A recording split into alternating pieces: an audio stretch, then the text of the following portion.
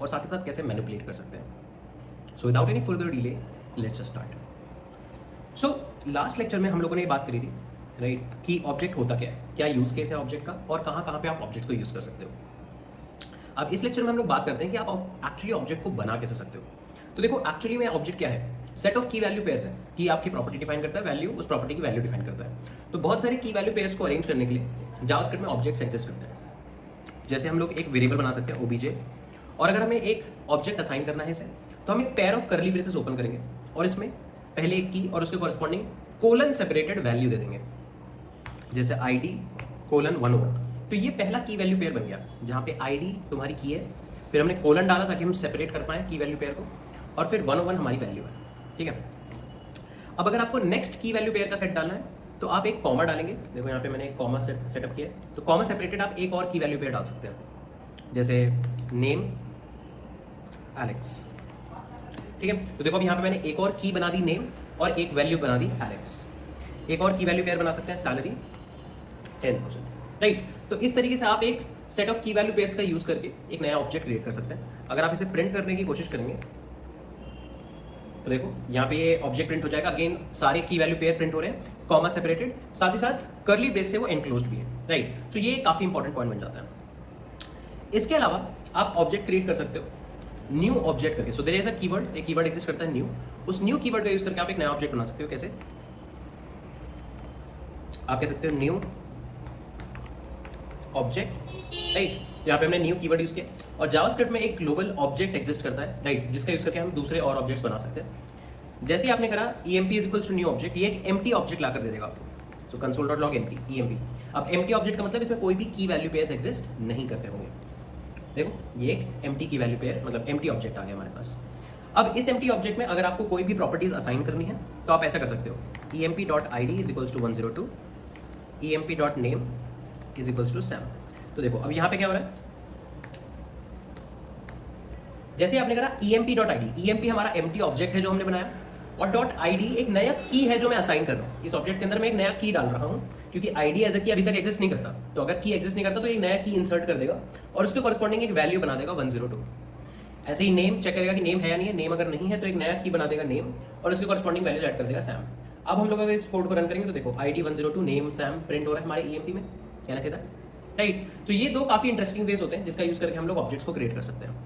इसके अलावा एक और तरीका है जिससे हम ऑब्जेक्ट को क्रिएट कर सकते हैं यूजिंग फंक्शन कंस्ट्रक्टर्स। तो लेट्स से हमने लिखा फंक्शन emp और यहाँ पे हम लोग एक प्रॉपर्टी पास कर देते हैं ID, या मैं अभी के लिए लिखता हूँ INS।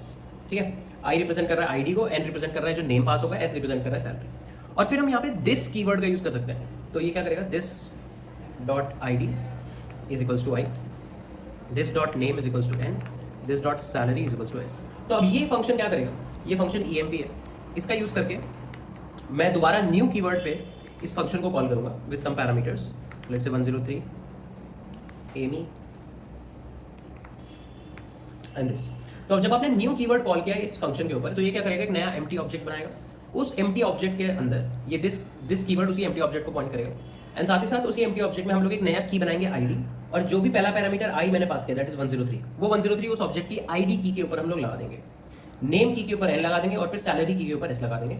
अगर आप इसे प्रिंट करोगे console.log e तो देखो यहाँ पे एक नया जावास्क्रिप्ट ऑब्जेक्ट प्रिंट हो रहा है राइट। तो ये भी एक तरीका है जिसका यूज करके आप एक नया जावास्क्रिप्ट ऑब्जेक्ट बना सकते हो। आप बस एक फंक्शन लिखो और इस फंक्शन पे न्यू और फंक्शन का नाम कर दो, फंक्शन में जो भी पैरामीटर्स एक्सपेक्ट करे जा रहे हैं वो आप पास कर दोगे राइट, और अंदर दिस डॉट की इज इक्वल्स टू वैल्यू करके आप सिंटैक्स लिखोगे, सारी की वैल्यू पर आइडेंटिफाई कर दो, दैट्स इट। कुछ भी रिटर्न करने की जरूरत नहीं है और ये हमारा एक नया जावास्क्रिप्ट ऑब्जेक्ट प्रिपेयर कर देगा राइट। अब हमने ऑब्जेक्ट्स को प्रिपेयर करना तो सीख लिया कि कैसे हम लोग ऑब्जेक्ट्स को बना सकते हैं।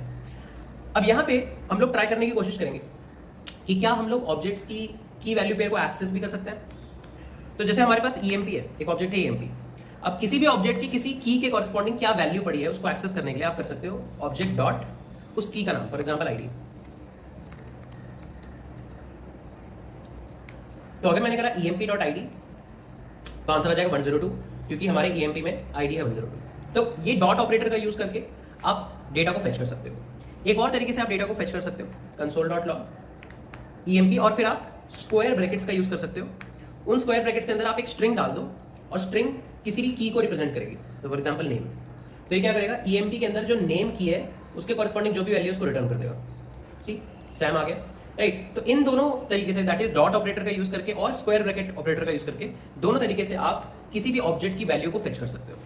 अब जैसे इस सिंटैक्स का यूज करके आप वैल्यू को फेच कर सकते हो, इस सिंटैक्स का यूज करके आप एक नया की वैल्यू पेयर असाइन भी कर सकते हो, जैसे emp.salary is equals to 13,000, right. तो जैसे हमने यहाँ पे नए की वैल्यू पेयर असाइन किए थे, वैसे हम लोग यहाँ पे भी नए की वैल्यू पेयर असाइन कर देंगे। console.log emp, देखो हमने एक नया की वैल्यू पेयर असाइन कर दिया। पहले इसमें सैलरी एग्जिस्ट नहीं करता था, अब यहाँ पे सैलरी 13,000 है, राइट। तो नया की वैल्यू पेयर असाइन करना है तो भी आप डॉट ऑपरेटर का यूज कर सकते हो, या फिर अगेन स्क्वायर ब्रैकेट के अंदर आप एक स्ट्रिंग डाल दो, राइट, एंड इसे रन करोगे तो भी देखो सेम आउटपुट आ रहा है। तो दोनों ही सिंटैक्स का यूज करके आप किसी भी की वैल्यू पेयर को ऐड कर सकते हो, एंड इन फैक्ट इसी सिमिलर सिंटैक्स से आप किसी भी की वैल्यू पेयर को अपडेट भी कर सकते हो।